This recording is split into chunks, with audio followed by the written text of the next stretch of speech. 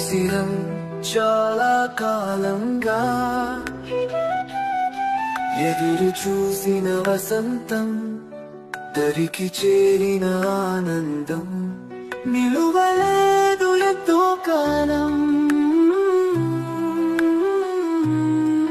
శిశిరం చాలా కాలంగా ఎదురు చూసిన వసంతం, దరికి చేరిన ఆనందం నిలువలేదు ఎంతో కాలం. ముడుగానే ఉండాలని రాసి ఉందేమో జీవితాన, గ్రీష్మం తన తాపం చూపినా నుండిలాగే వసంతాని.